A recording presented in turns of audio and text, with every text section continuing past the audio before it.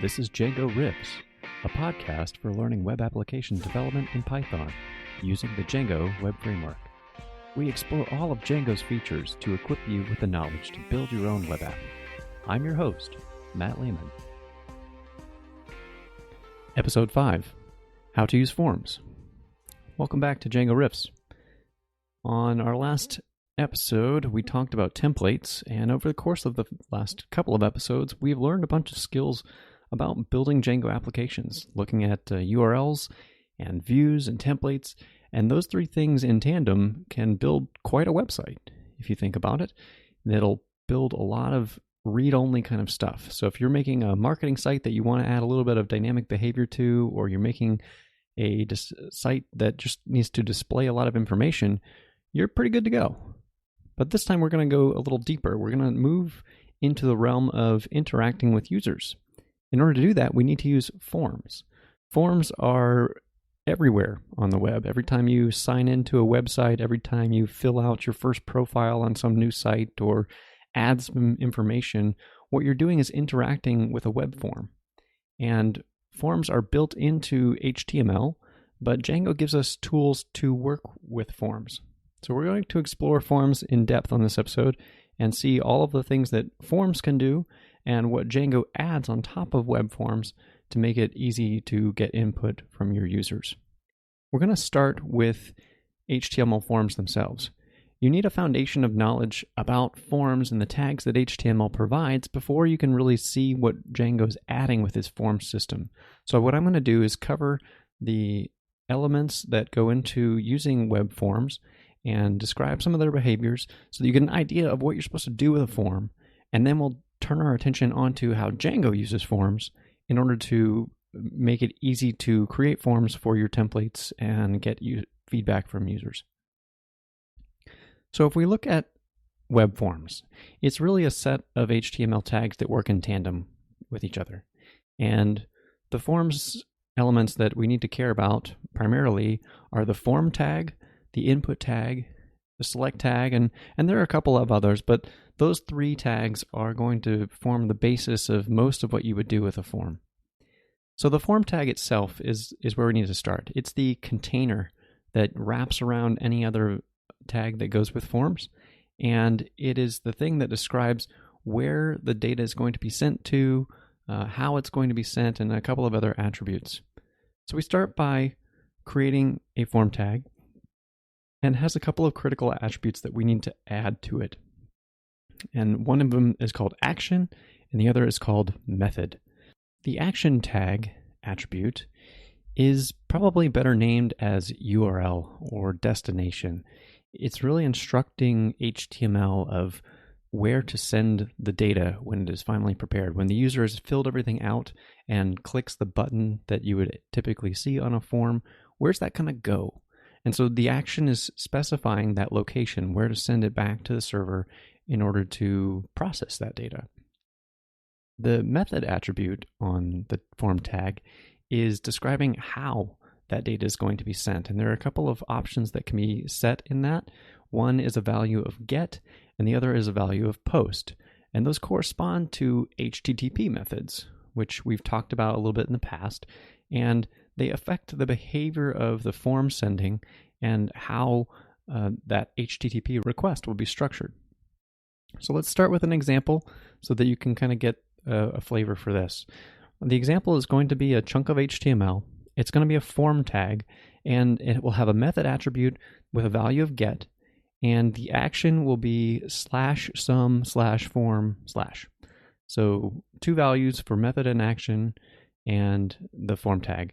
And then inside of it, we'll have a couple of pieces, and I'll describe the function of these pieces later, but just accept them for what they are now. There's going to be an input tag, and that will have an attribute of type text with a name attribute of message.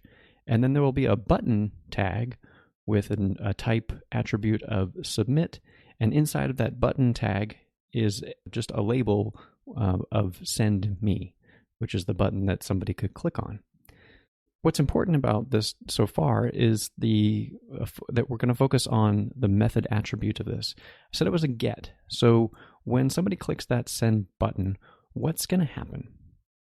What the browser will do is take that data that is submitted. So if they're typing in this form, what they would see is a text box, and that's what the input tag was for. And they would type in some kind of message, because the input was called message. So we're going to use hello as our example. And when they click the submit button, what will happen is the data will be sent all entirely in the URL. And the reason for that is because they chose a method type of get.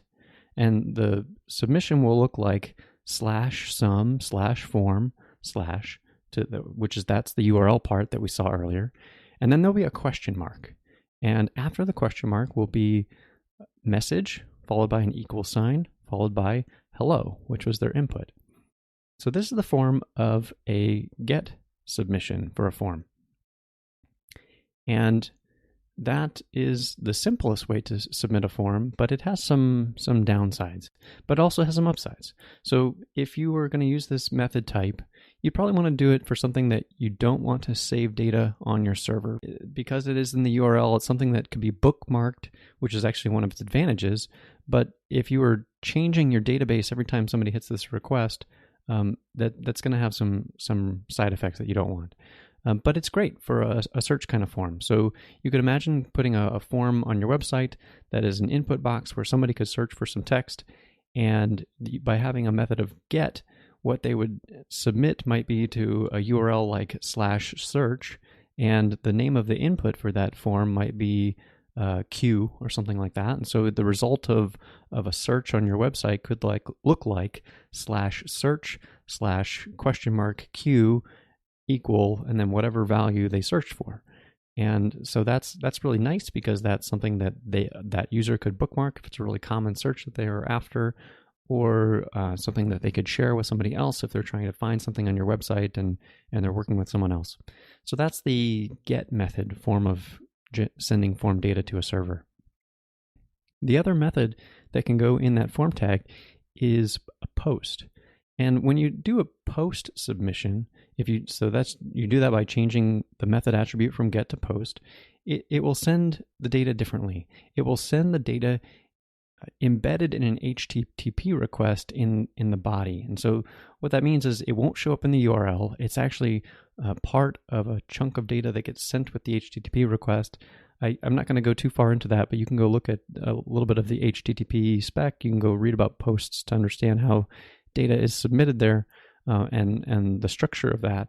But it will be in a different place, essentially. And the reason you might want to use a post is for security purposes.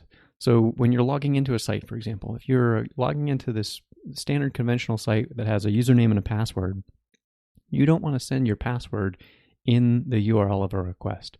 There are all sorts of reasons for that. It has to do with where that information gets stored by other users, where it gets seen in different parts of the internet. There are all sorts of spots where that would be really bad if you're sharing password information that way. But because of the way that post data is embedded in an HTTP request, that password information will not be seen if you're using a secure connection over HTTPS. And so that is the way that you will commonly see forms used these days, is with a post request in most circumstances, because a lot of the data that we want to send over the internet does have some sensitivity to it. And we don't want we want to protect our users' privacy as much as possible. So most of your form submissions will probably be using a method of post. So that's the form tag that acts as the container around the things. But now we need to talk about the tags that users can use to add their data. And that primarily comes from the input tag.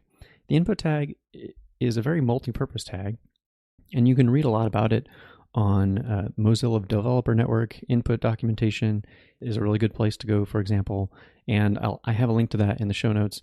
But it's a very versatile tag, and it's versatile because you can change its type into a lot of different things. There's a type attribute that you can set on the input tag that will tell the browser, what do you want this thing to look like in its default format? So if you need, for example, a checkbox, you set the type to checkbox, and it will make something that is clickable and unclickable. Or if you need to set a password field that will show passwords as just kind of asterisk text instead of the actual password field, you can set the type as password. If you're looking for just a standard input box that receives text, you set the type as text. There are tons of these other input types that can go onto the input tag, and you should check out the full list at the documentation link that I just mentioned a second ago. The other attribute that is important for the input tag is the name attribute. And this attribute helps to identify different pieces of a form. And that's important because you're going to have different inputs in forms, and if the server can't tell them apart, then you're going to be in a bad spot. So imagine that you have a form that is taking somebody's address, for example, and one field is a city and one field is a state or province, whatever your country happens to have.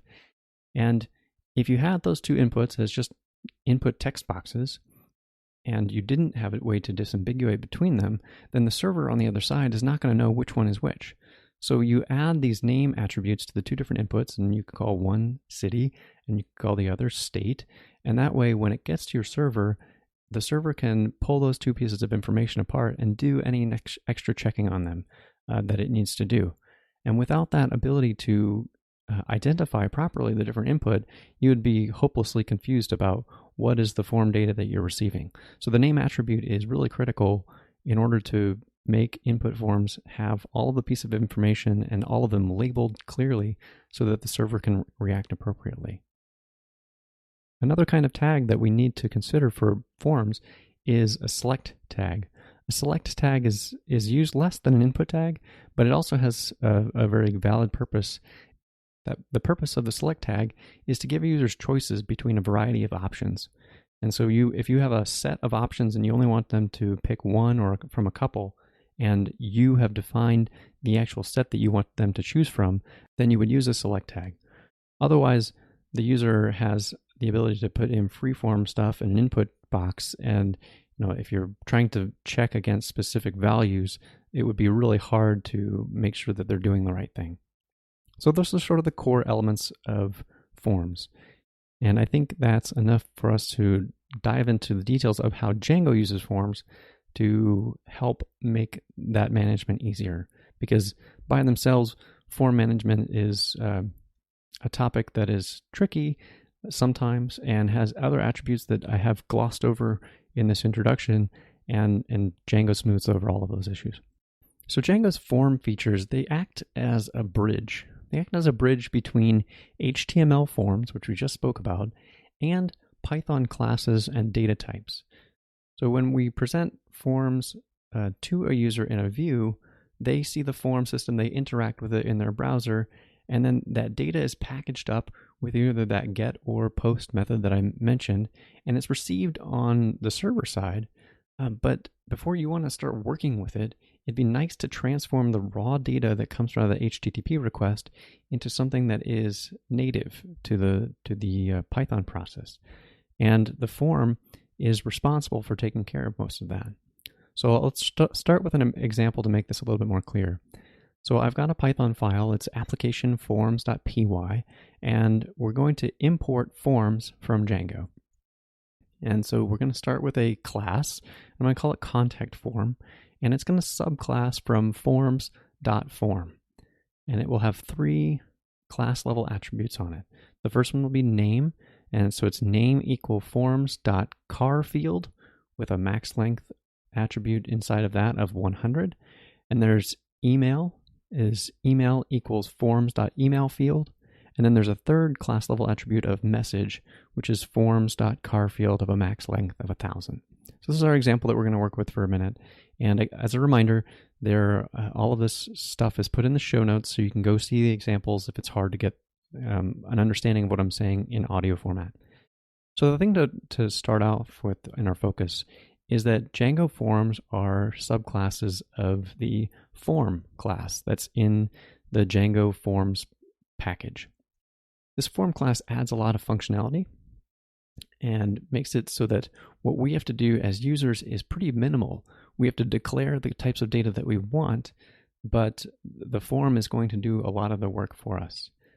And so the other thing to observe is that the data that we want is listed as class level attributes. That seems a little weird at first, but you're sort of declaring this is the data I desire, and the form system will take that definition and create form instances, actual Python object instances, and do the right thing with them.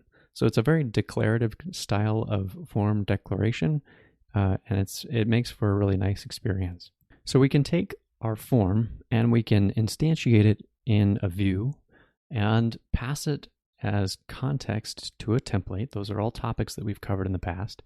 And then when we want to render it, what the form system knows how to do is take the description that you've provided and actually produce a proper set of HTML inputs that you would put into a form tag.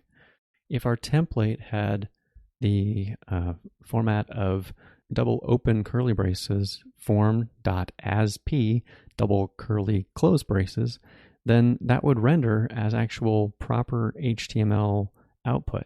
And I said asp because asp is a method that is on the form that instructs the rendering system to render the inputs in paragraph tags. The default form rendering, I believe, is to render it as an HTML table, but I find that the paragraph tags are simpler. So we're going to use that in our example because it's a little bit simpler HTML markup. When we do that form as P, it will render a chunk of HTML. And that HTML will have a P tag for a paragraph. And inside of that paragraph tag is going to be a label tag, which is something that goes along with HTML forms that I didn't describe, but it's a way to attach data to a specific input for accessibility. So if somebody's coming in with a screen reader and they're trying to read your form and they're visually impaired, then a label tells them through their screen reader of here's the input that you're about to type into, and this is what it's called. So it's really a good thing to have, and it's nice that Django generates that kind of stuff for us. So there's a label tag that, in matching to our contact form example from earlier, has a value of name, and then following that label tag is an input type of text with a variety of attributes on it of type equal text, name equal name, max length equal 100, and then a required attribute, and then finally an ID attribute of a generated value. And so there's a couple more that are just like this, except with the subtle variations that are needed for the contact form. So there's another paragraph tag with a label, with another input tag, and this time it's a type of email with a name of email that goes with our contact form. And then finally there's a third paragraph tag that has a label for the message, and then an input type of text with a name of message and max length of 1,000, and all that stuff matches up with the contact form from before. Django has done the work of generating the input tags for us. There's important things that have been left out of this, though, that I need to make sure that you see as part of what your responsibility is as someone writing a form that users can interact with.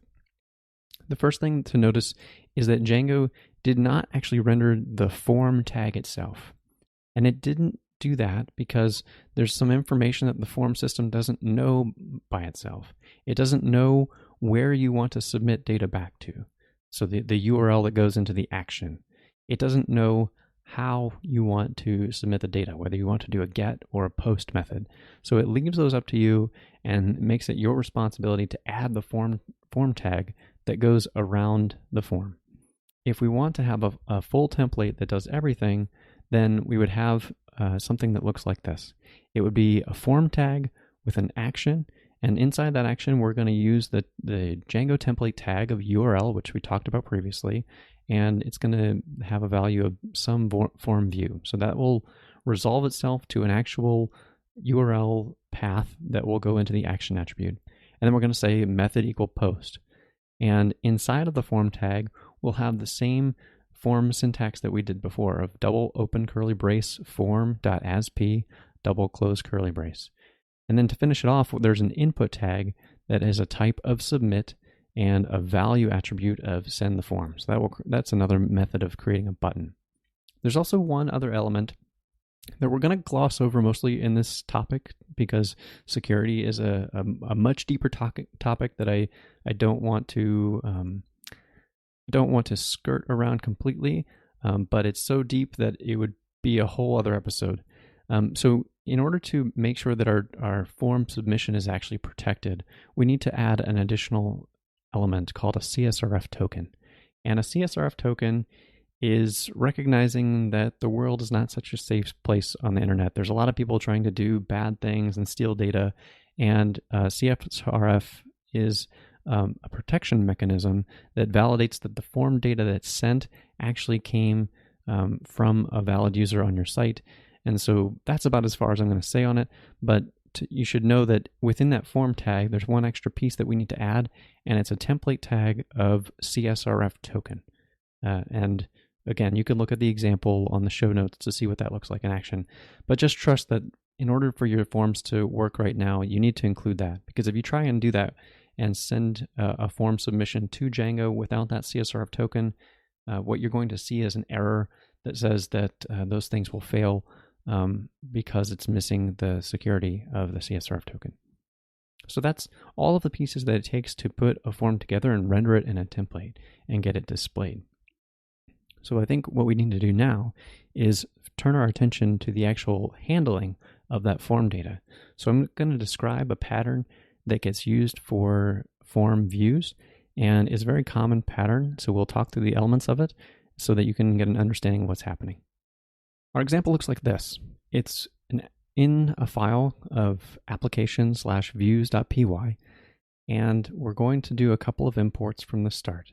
We're going to do an import of from Django.http import HTTP response redirect, and from Django.shortcuts import render, and from Django.urls import reverse. And then we're going to have our a form itself. So from .forms import our contact form that we had from earlier. After the import of the contact form will be our view. I'm naming this view contact us, but again, the name doesn't really matter for this context. It's just an example. And the only argument that it's going to take is the request object. In the body of the view, we have an if statement, and it's if request.method = post. This is where the post itself will be handled, and the sequence is a little out of order. We'll go over the whole flow in a second, but let's go over the actual code first, and then I'll come back and describe the bits.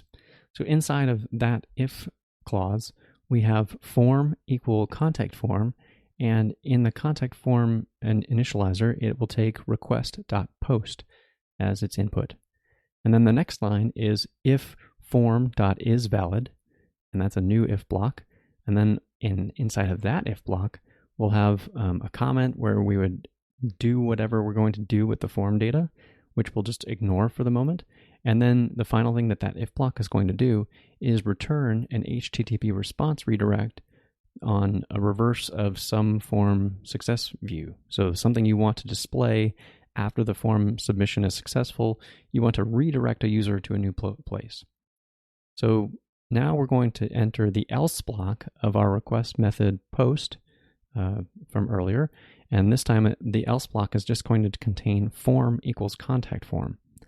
And then out of the if and the else block at the very last line of the view is a call to return render, and it takes its request, a template of contact form.html, and a context dictionary that has form as the key and the form instance as the value.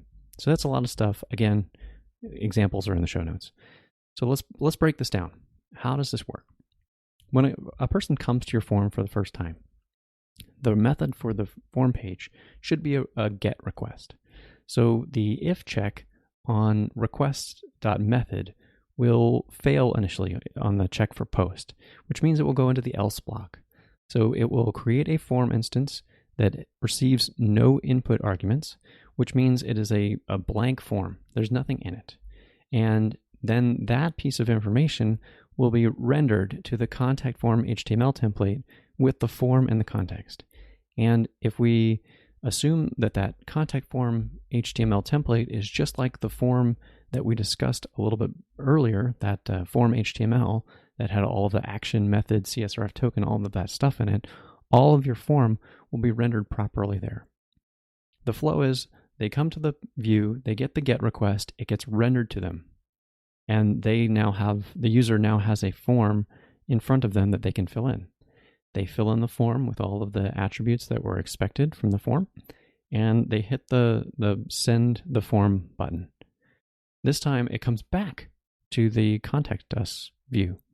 And the difference is that the request type will now be a post request instead of a GET request, because the method that we set on the form in the template was a method of post.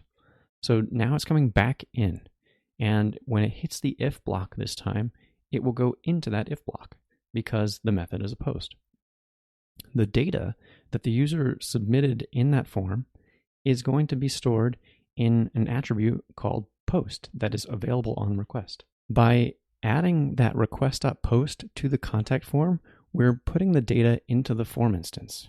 And this is an important point. It's something the Django documentation calls creating a bound form, because the data is bound to the form instance. So now that the form data is in there, we can actually check it. And to check it, we call a method called isValid on the form. That isValid method does a lot that we're going to talk about in a little bit. It does validation and a bunch of other things. And if it returns back true, then the form submission was successful and it can be processed. And if it was false, what you will observe if you look at the code example is that it's going to fall out of the if block and fall to the bottom of the view and hit that render. And this time, when it renders, the form that will be rendered in the context will be a form that has the data that was submitted to the initially. And the difference will be is that if valid was false, means that the form did not validate correctly, and the data can be presented back to the user, and we can show them the errors that were in the form when the page is re-rendered with the stuff that they submitted. So a good example of why that form might fail is that we've included an email field on that particular contact form. So if a user types into the box for an email field and they say, I am not an email address, and manage to submit that, then form validation is going to check that with the isValid check, and it will determine, hey, wait a minute, this doesn't look like an email at all, so I'm going to fail and tell them you need to provide a valid email address.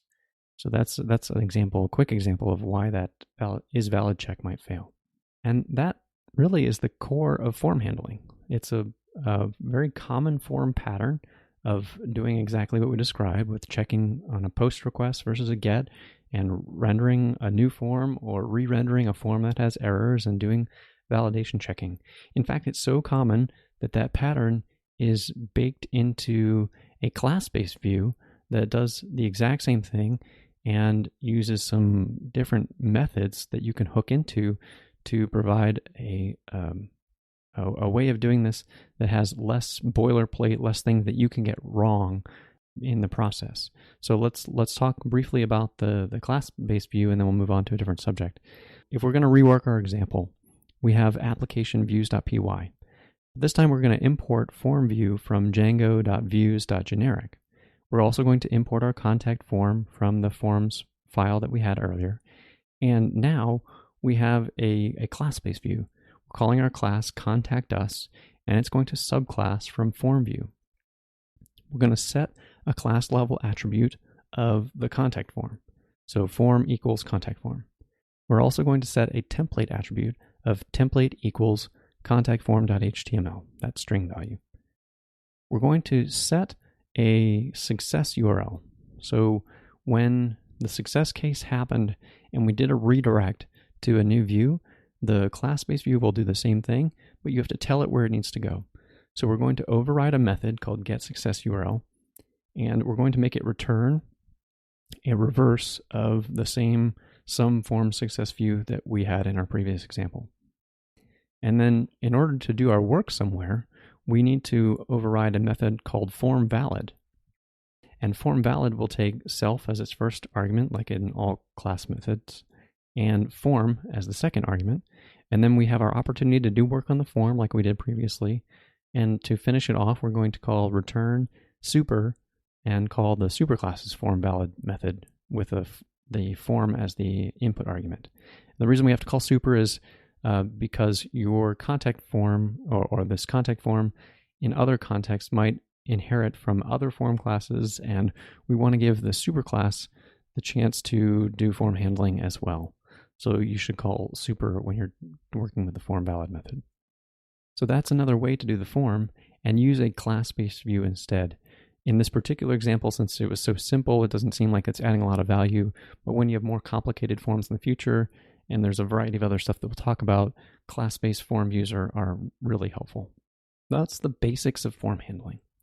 And now, at this point, I think we need to turn our attention to some of the different kinds of fields you can use. Our contact form used a character field, which is a sort of a text field, and our form added an email field, which is a specialization of a text field that adds checking to make sure that the data that's submitted looks like an email address. But there are lots of other form fields that are available as well. Let's explore a couple of them, because you need to be exposed to different types and what they will do. And if you want to look at the full list of fields, the Django documentation has a very exhaustive list that you can check out. I've got a link to it in the show notes. We need to observe a couple of things about form fields. The form fields are designed to not only render stuff on the HTML output, but also to do data conversion to the Python data types. And the reason is because the form data that actually comes in when it's submitted with an HTTP request will essentially look like string data. And not everything is a string. Sometimes you want to work with Booleans. Sometimes you want to work with dates. Sometimes you want to work with totally different data types.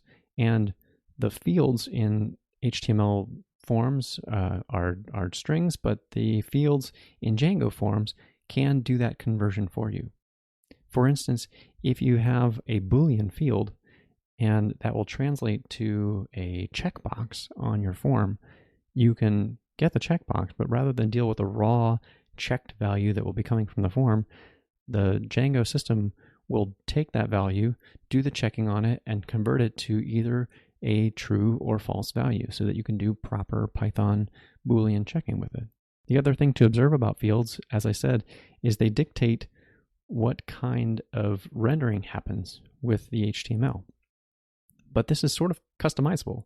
There is a default, but you can change it. And the way to change that or know how this rendering happens at all is with what Django calls widgets. So each field has a widget associated with it. And the widget dictates what will show up for that field type.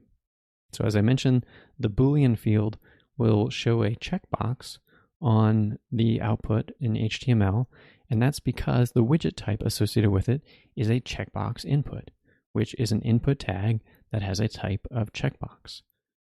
So each field includes its own default widget, but you can change that. If you have a field that is custom for some reason, you can select a different widget, or there's really standard cases that you might want to change that. And a good example is the character field. As we saw in our first example, the character field will create an input type of text. And that's your standard one-line text box that you'll encounter on HTML forms everywhere. But what if you want to use something much larger? Like I had that contact form and it had a message place, but what we actually would have seen there is a one-line input box, and that would have been a really poor user experience. Like it had a limit of 1,000 characters, and so the standard input box does not expand at all. And so if somebody typed an entire paragraph, but they only saw about 40 to 50 characters at any moment in time, that would be really terrible. So what you can do is you can switch the widget to a different type. And the most appropriate type in that context where you want to accept a lot of data from a user is an HTML text area tag. And you've probably encountered these when you've explored the web before. It's a text box that fills up multiple lines and gives you a box so that you can see what you're typing over many lines. If you switch a character field and set the widget to a text area widget, then it would change from that one line into a multiple line thing. So we also spoke briefly about the email field, and the nice part about some of these fields is that Django is trying to help you out by using the things that are based in HTML5 validation. So in older versions of HTML is a specification that's been out for a very long time. There were a lot of input tags that did very little. Most of the time you would use text, and you had to rely on the server to do all of the checking on it. But with the advent of HTML5, which came out a number of years ago at this point, there were additional types that were added. And those types could do checking for you on the browser side.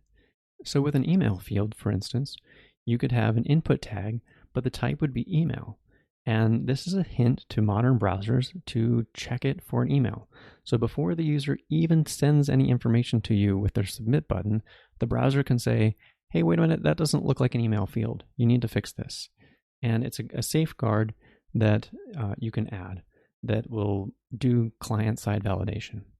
Now there are times and there are ways that can still be broken, because not every browser will actually honor that system, and not all of them will do it 100% consistently.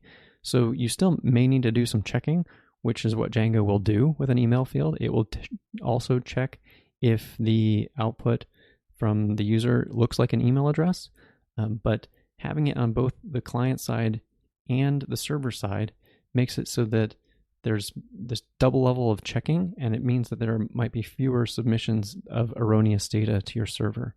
It's a nice add to the system. Another type of field is the date field. And the date field actually seems mostly like a character field.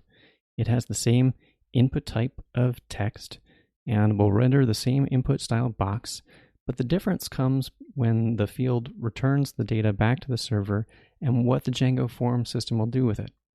So when the data is cleaned up and validated, the date string that is provided by a user will be converted into a Python date object. And Django will use a variety of string formats that it will accept. There's a default list that can be controlled, but if I use something like 5, 9, 20 in an American style month, day, year format, it will convert it to a date object that matches that format. And the default uses American styles, but if you want to use something that the rest of the world uses, you can change that default list. It will also accept a year, month, day style that is non-locale specific, so you can do that too. But those settings are customizable in your settings in your project. That is an example of a field type that uses a standard input, but actually changes it to a data type that's more useful when you're processing it. A choice field is another example that's useful to use because it uses that select tag that we talked about earlier. And the choice field gives you options that you can insert. And the best way to talk through this one is to go through an example. So we're going to use a new example. We're going to consider a form where you're asking somebody for their favorite meal. So we've got an application forms.py file. And in that file, we're going to do from Django import forms. And we've got our form, which is a class called survey form, which again, subclasses from forms.form. And in the survey form is a class level attribute.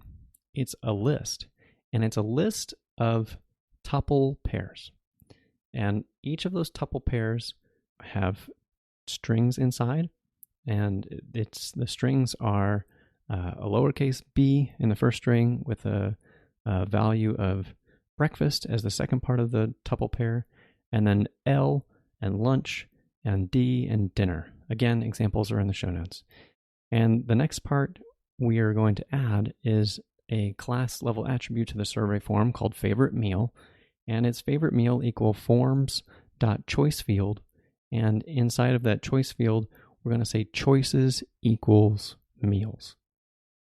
And what this will do is render a select tag in the output. So the HTML will look like a paragraph tag with a label like previously, but then it will include a select tag. And inside the select tag is a name attribute of favorite meal. And within the select itself are 3 option tags. So option is another tag that gets paired with select to actually specify what is going to be shown. And so our option tags will have an attribute of value equal B, with inside of the option tag will be breakfast, and then similarly option value L with a value of lunch and one for dinner as well. And what this does when it gets rendered by a browser, the way your browser is going to interpret that is using a dropdown. You would pick your dropdown and you'd pick from breakfast, lunch, or dinner. That's what the user would see.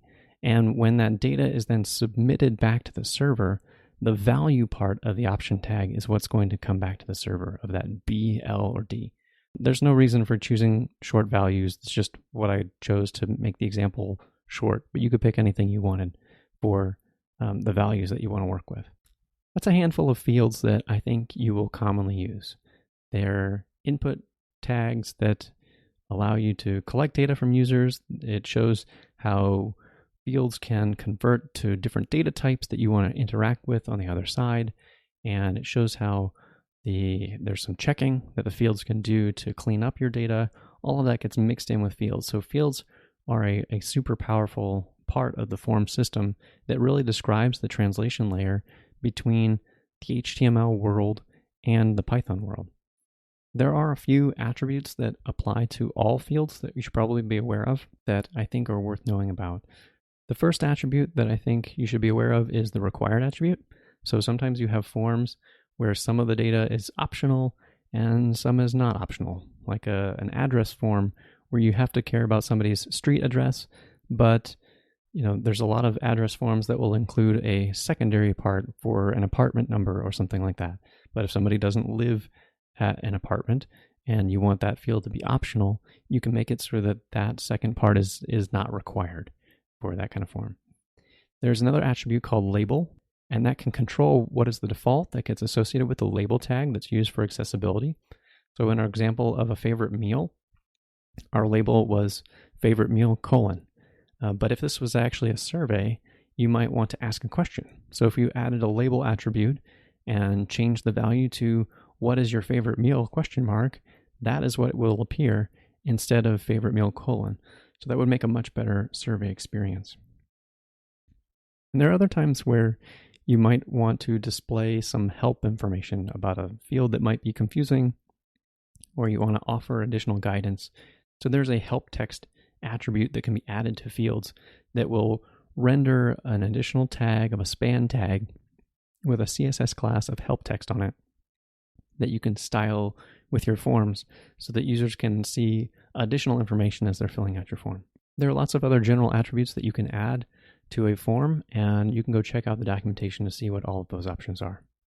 At this point, we've seen how views render HTML. We've seen the process of how that data comes in. We've understood that there are field types that you can use that do data conversion, that do checking on the clients. But there's a final layer of this form system, and it is that isValid method.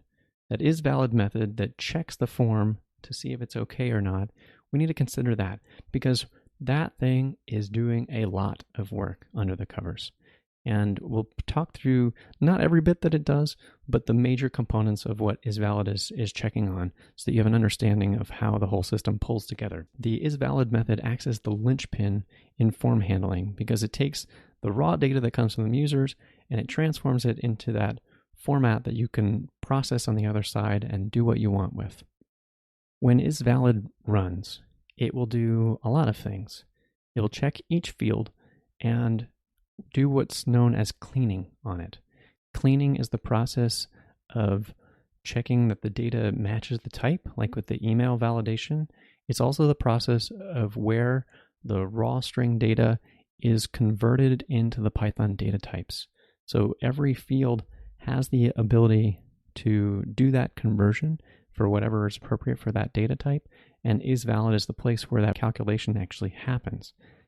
When isValid is true, when everything validates at the other side, all of the form's data that has been cleaned up will be stored in a dictionary called cleaned data that is attached to the form. So you will access it through that attribute, and that's how you would process the data on the other side. So let's think about it in terms of an example. Imagine that you had a contact form or a feedback form that users would submit if they were having a problem on your site or something like that. And you have an integration with some kind of help system, ticketing system, and you can make API calls and send that data off to support agents that might be able to help with whatever the problem is. We're going to just jump straight into the heart of a view and ignore the boilerplate that goes around it, and we're going to focus on the particular if form valid check. So we've got this chunk of Python code. It's the if block that has the form.isValid call. And now we're inside of the body of that clause. And so in order to get the data that we want to pass on to the ticket system, our form is we're going to assume that the form has an email field and a comment field. And those are the two things that are going to be sent to the form system. So we're going to say email equals form.cleaned email. And this is a dictionary access, so it would take a key of email as a string. And then we'll have a comment that's very similar, comment equal form.cleaned data, and with a key of comment. And it's going to pull out both of those pieces of information, and we're going to call a hypothetical function called create support ticket that will take email and comment as the input. And then finally, the last line of the if clause is to do an HTTP response redirect on a feedback received view that we can redirect the users to. That example is to illustrate that clean data is where you access stuff from. And an email and a comment, those are both strings, but those could have been different data types had the field type been something more like a Boolean or a date field or one of those other options. So that's the true case. That's what happens when isValid was successful. Everything will be in clean data. It's accessible to use. You can process it as you need to. What happens when isValid returns false? What did Django do under the covers there? When isValid is false, we need to figure out where it failed. And so what Django will do is have another place where errors are stored. And this attribute is called errors. So it's form.errors. And the variety of those errors can vary a little bit. There are dictionaries and lists, and there's a little bit of variance depending on the type of field that is there or the type of error that can happen. But generally, though, all of that stuff will be stored on errors. And when you re-render your form, Django will take any errors that it found and render those out alongside the form field and show you, hey, this is where the field was wrong, and here's the reason why. So the form validation process can check for errors and report the specific error type that failed. A good example might be maybe a user input a date field format that it didn't recognize. It was not in the default list, and it didn't look like a date, and so the form says, I don't know what that date is. So it will render back an error to the user. So Django's doing a lot of heavy lifting for us here of catching those errors, finding them, attaching them to the form, and giving you a nice, concise, clean place to come back and render them all back on the template side. Let's look at an example to see some of this in action. Because the additional thing that we can do is add form validation ourselves. So the fields will do validation on the type, but there are times where you might want to add additional validation that you care about for your own form. So our example is going to be a silly one, and we're going to imagine a website that is made only for Bobs. And so in our example, we're going to have a sign-up form. And so we've got applicationforms.py. We're going to do from Django import forms, and we have our sign-up form class, which is a subclass of forms.forms. And we have an email field of email equal forms.email field, and a password field of forms.car field with a widget equal forms.password input. So that's going to use that input type of password so that that'll be obscured. Now the difference comes in the validation. The part of this form that adds the custom validation that we want to do comes from adding a clean method to our email field.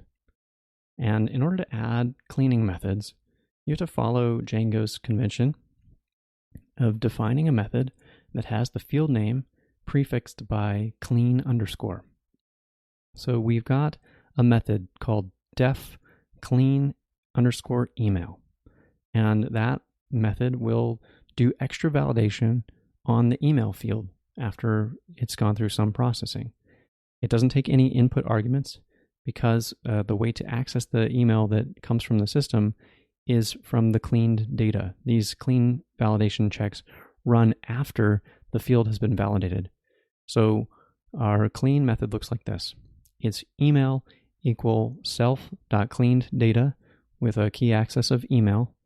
And then we're going to do a check, an if check of if Bob not in email, then inside of that if clause, we're going to raise, and we're going to raise forms.validation error. And that validation error instance is going to take a string of sorry, you are not a Bob as a sentence. And then finally, at the bottom of the clean, we're going to return the email. So there are some important attributes to point out of this. And the first is to note that this will only clean the email field. It's going to ignore password. It's very specific to the field type that you declared. And that's important because you don't want to mix these validations. That would be a crazy system in that way. If validation fails, and that's if somebody doesn't have Bob in their email address, then you want to raise a validation error.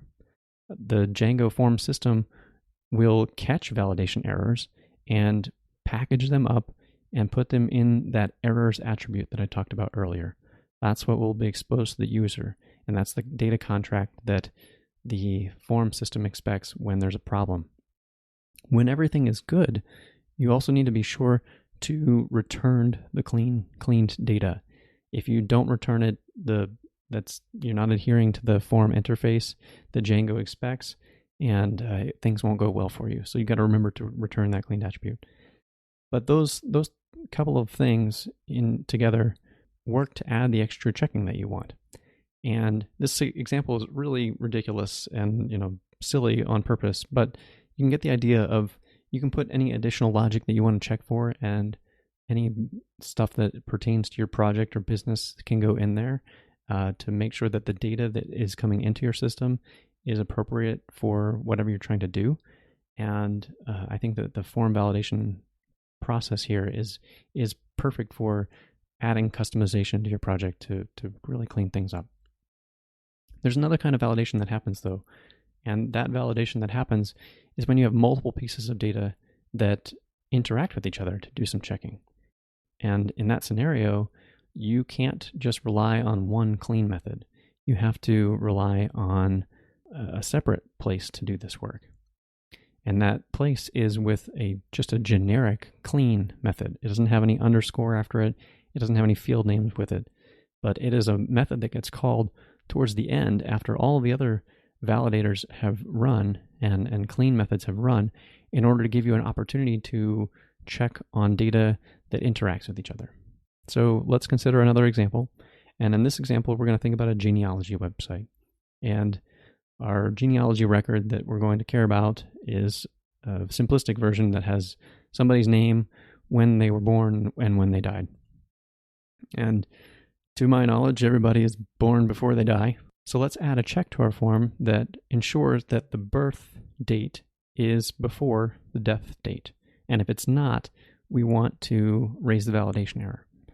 So we've got a form, and this is in application_forms.py, and we're going to say from Django import forms, and we've got a forms class, and I'm calling this class historical person form, and it's going to subclass from forms.form. And the first class attribute that we'll have is name equal forms.carfield, and the next one is date of birth equal forms.datefield, and date of death equal forms.datefield. And then we're going to add a clean method to it. And the way to get the clean data is to call super on the clean method. So we get clean data equals super.clean. We're going to pull the date of birth and date of death out of the cleaned data. But there's something important to note here. The clean method runs all the time after the form validation. But the clean methods from before could have failed validation. Like maybe somebody put in an invalid date of birth, and so it's already failed. In that circumstance, what Django will do is remove any invalid stuff from cleaned data. So you can't just do a key access on it as we did in the other example, because you could get a key error because that field might not be in the cleaned data. So you have to be a little bit more careful with the clean method to do the right thing. We're going to call cleaned_data.get date of birth to get out of a dictionary, and which will return a none if the key was not there. So we're going to say date of birth equals cleaned_data.get, then the string date of birth. And then the next line is date of death equals cleaned_data.get date of death. And both of those things might be none if the validation failed. So if we're going to do our check to do the proper comparison between them, we need to be a little defensive. So we need to say if date of birth and date of death and date of birth greater than date of death. Then if those are true, then we want to raise our validation error and say birth date must be before death date. The important part about that if was that we had to add the date of birth and date of death checks to ensure that they were truthy before doing the comparison on them, because they could have both been none, and if we had just done date of birth greater than date of death and not done those checks, we could have done a comparison between a none type and a date, and Python would not have been happy with that. That's the validation check to make sure that those two dates are consistent with each other, and at the bottom of our clean method, we return the clean data. That's how you can do custom validation on multiple pieces of data that have a relationship between each other.